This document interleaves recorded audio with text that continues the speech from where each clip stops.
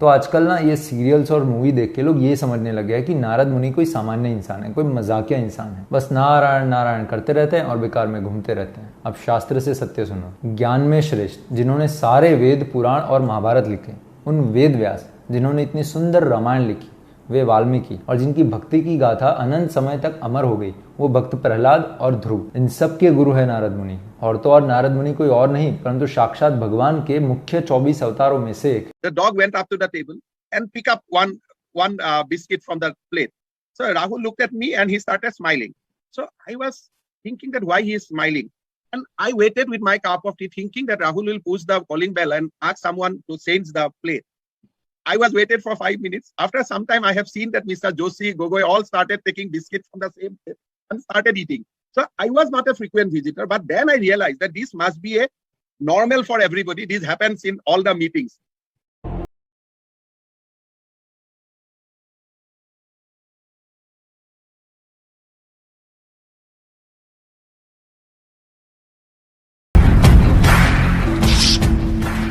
कुछ मत बोलो, सेकुलरिज्म।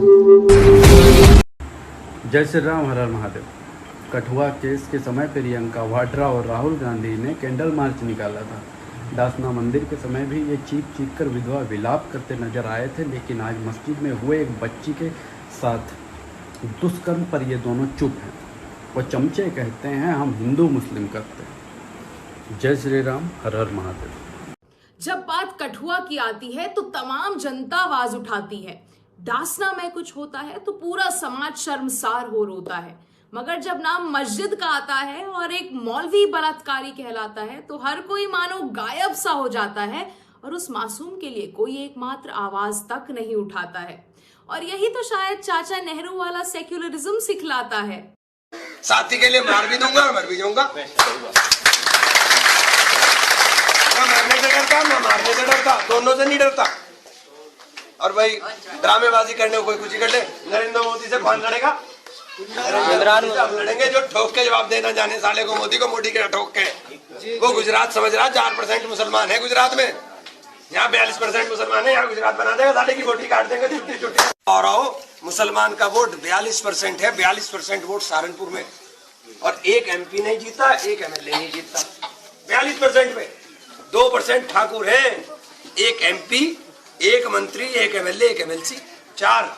2% ठाकुर, 4। चमार रिजर्व सीट है, वहां से बन जाए, लेकिन जर्नल पर भी चमार है। देहात में जहां 1,10,000 मुसलमान है, वहां भी चमार MLA है। आपकी समझ में नहीं है। से उन्हें भी कह देना चाहता हूं कि नमाज तो देखिए होगी, और हाँ, हम बारात नहीं चढ़ने देंगे। अगर आप बिना परमिशन अगर बारात चढ़ाएंगे तो हम नहीं चढ़ने देंगे। आप ईंट ले आओ, पत्थर ले आओ, गोली ले आओ, हम नहीं करने देंगे आप लोगों को ये। और हमारे युवा और हमारी छोटी छोटी बेटियां फिल्मों से बहुत मुतासिर होती हैं, फिल्म से बहुत सारी चीजें देखती हैं, और फिल्मों में बताया जाता है कि खूबसूरती की परिभाषा तैमूर की अम्मी है। खूबसूरती की परिभाषा तैमूर की मम्मी नहीं है। अगर खूबसूरती की कोई भाषा है और आप फिल्म इंडस्ट्री से मुतासिर होते हैं, इन्फ्लुएंस होते हैं, तो बाहुबली की देवसेना है। आप जानना चाहते थे कि कटप्पा ने बाहुबली को क्यों मारा? जान लिया। मैं आपको 2 होमवर्क देता हूं, अब आप जाने लाल बहादुर शास्त्री को किसने मरवाया, सुभाष चंद्र बोस की सुपारी किसने ली थी।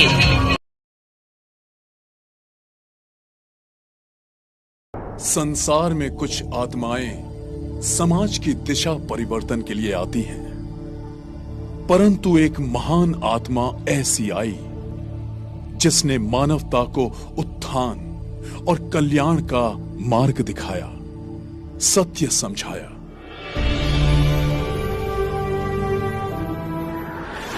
19वीं सदी का भारत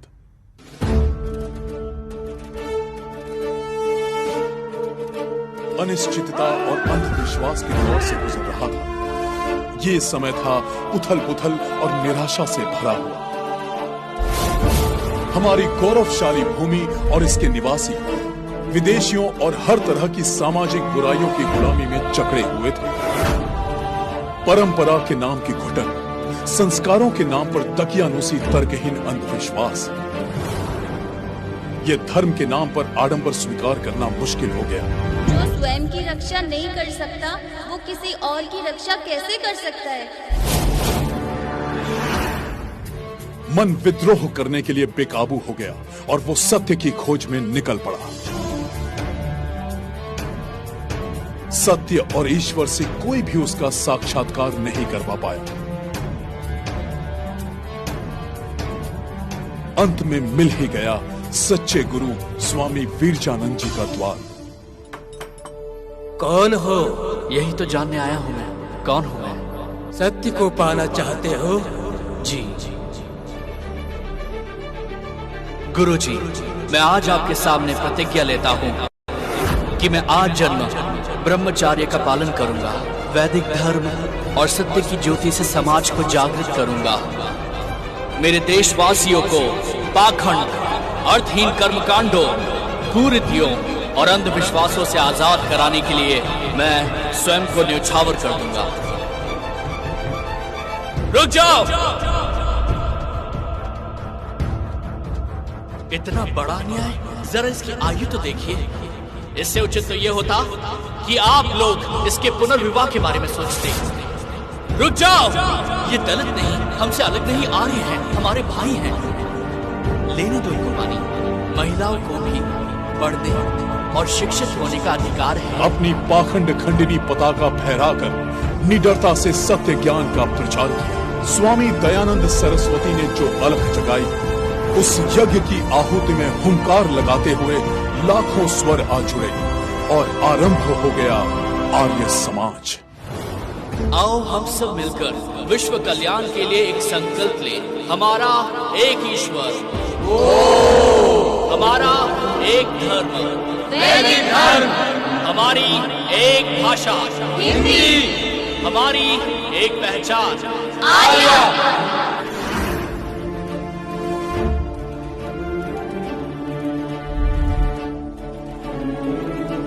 आरंभ हो गई उसकी सत्य की खोज की यात्रा। वो धर्म योद्धा जिसके शस्त्र थे सत्यता, निष्पक्षता और निर्भीकता। देवादिदेव भगवान महादेव शिव और जगत जननी मां जगदम्बा के चरणों में नमन करते हुए शिव शक्ति धाम डासना से मैं यति नरसिंहानंद सरस्वती। कल 2 कीड़े आए थे मेरा कत्ल करने के लिए। 2 कीड़े, बल्कि गंदी नाली के कीड़े, सुअर। एक मुसलमान था और एक कन्वर्टेड मुसलमान था। धीरे धीरे मेरी सारी बातें सच होती जा रही हैं। मैं हिंदुओं को बता रहा था कि मुसलमान लड़कियों से कभी भी शादी मत करो। ये केस है इस तरह का। एक मुसलमान लड़की ने हिंदू को फंसाया और पक्का जिहादी बना दिया। असली नाम था इसका विपुल विजय वर्गीय, लेकिन कागज में इसने नाम लिख रखा मोहम्मद विपुल विजय वर्गीय। और सीधा देखो, साइनाइड लेकर, क्लोरोफार्म लेकर और सर्जिकल ब्लेड लेकर मेरी गर्दन काटने आए। और गर्दन भी उस समय काटने आए जब मैं यज्ञ से उठता हूं। और गाजियाबाद की पुलिस पता नहीं किसके दबाव में है, इस मामले को दबाने का, इसमें झूठ बोलने का प्रयास कर रही है। अब देखिए वो क्या कहते हैं, तो उनका काम है। लेकिन मैं इन सुअरों को बताना चाहता हूं, ये तुम्हारा सौभाग्य था कि मैं यहां पर नहीं था, और मेरे जो फ्रंट लाइन वॉरियर्स है वो भी यहां पर नहीं थे। और यहां पुलिस ने तुम्हें बचाने का काम कर लिया। मैं मौलानाओं से जो लगातार मुझे मारने के लिए लोगों को भेज रहे हैं, मैं उनसे बड़ा विनम्र अनुरोध करना चाहता हूं, कुछ अच्छे मॉडल भेजो भाई, अच्छे हथियारों के साथ भेजो। इन सर्जिकल ब्लेड से नहीं मार पाओगे मुझे। तुम्हारी समझ में काहे नहीं आ रहा, काहे को इन कुत्ते बिल्लियों जैसे छोटे मोटे कीड़ों की बलि चढ़वा रहे हो। अरे तुम आओ ना, अपने अच्छे लोग भेजो, अच्छे हथियारों के साथ भेजो। इनके साथ कुछ नहीं कर पाओगे। ये बच्चों का खेल नहीं है। नरसिंहानंद सरस्वती नाम है मेरा। तुम्हारी औकात बताने के लिए, तुम्हारे इस्लाम की सच्चाई दुनिया को दिखाने के लिए जन्म लिया मैंने। और मैं दुनिया को समझा के जाऊंगा कि तुम केवल एक चोरों का, लुटेरों का, बलात्कारियों का, दरिंदों का, जानवरों का गीदड़ों का, भेड़ियों का, लखड़बग्गों का गिरोह हो, इसके सिवा तुम कुछ नहीं हो। ये तो असल में हमारे हिंदू कमजोर हो गए और तुमने कमजोर लोगों को धोखे से मार मार के अपने को आपको ये समझ लिया कि तुम सबका शिकार कर सकते हो। अरे जंगल में जब शेर घुला घूमता है ना, उसका एक पंजा तुम्हारी सारी नस्ल को खत्म करने के लिए काफी है। इस गलतफहमी में मत रहना, जरा ठीक से भेजो लोग ताकि हमें लड़ने में मजा भी आए। और मैं हिंदुओं से कहना चाहता हूं, हिंदुओं देख लो ये राजनीति क्या चल रही है। मुझे तो आज नहीं कल मरना ही है। मैंने जब ये लड़ाई शुरू की थी अपनी मौत को स्वीकार करके शुरू की थी, और ये तो मेरी मां और महादेव की कृपा है कि पिछले 23 सालों से मैं इसी बुलंदी के साथ इस दुनिया में जीवित हूं, और जब तक मेरी मां और महादेव की नजर सीधी है मैं जीवित रहूंगा। लेकिन तुम ये देख लो, यदि मेरे जैसे आदमी का इतनी आसानी से शिकार हो सकता है, कोशिश की जा सकती है, और इन शिकारियों को तुम्हारे नेताओं के द्वारा, तुम्हारे अधिकारियों के द्वारा बचाया जा सकता है, तो कल को तुम्हारे साथ क्या होने वाला है ये तुम्हें सोचना है। मैं तो अपना काम करके जाने वाला हूं, ये तुम्हारी इच्छा पर है।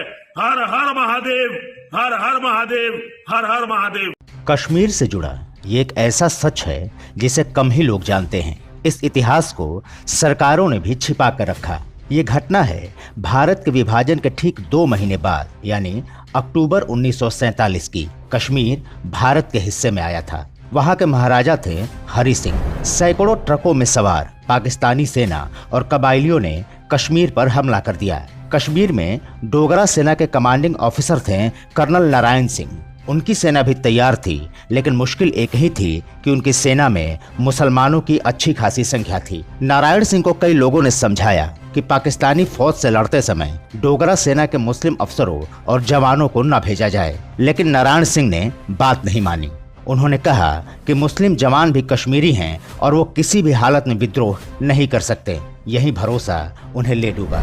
लड़ाई की पहली ही रात डोगरा रेजिमेंट के लेफ्टिनेंट कर्नल मोहम्मद असलम खान ने कश्मीर के राजा से गद्दारी कर दी। उसने कर्नल नारायण सिंह की हत्या कर दी, साथ ही पूरी डोगरा कंपनी को मौत के घाट उतार दिया। पाकिस्तानी घुसपैठियों के साथ मिलकर उन्होंने कश्मीर का पहला मोर्चा फतह कर लिया। इसके बाद मीरपुर में लगभग 20,000 कश्मीरी हिंदुओं का नरसंहार किया गया। राजा हरि सिंह की सेना के मुस्लिम सिपाहियों ने सैकड़ों हिंदू महिलाओं के साथ बलात्कार किया और मीरपुर कलेक्ट्रेट पर पाकिस्तान का झंडा फहरा दिया। ये सब होता रहा, लेकिन राजा हरि सिंह को इस धोखे की खबर तक नहीं लगी। उन्होंने डोगरा सेना के एक और कर्नल रहमतुल्लाह और मेजर नसरुल्लाह को राजौरी क्षेत्र को बचाने के लिए भेजा। कर्नल रहमतुल्लाह और मेजर नसरुल्लाह ने भी वही किया जो मीरपुर में असलम खान कर चुका था। राजौरी में डोगरा सेना के सारे गोरखा सैनिक अपने ही सेना के हाथों मार डाले गए।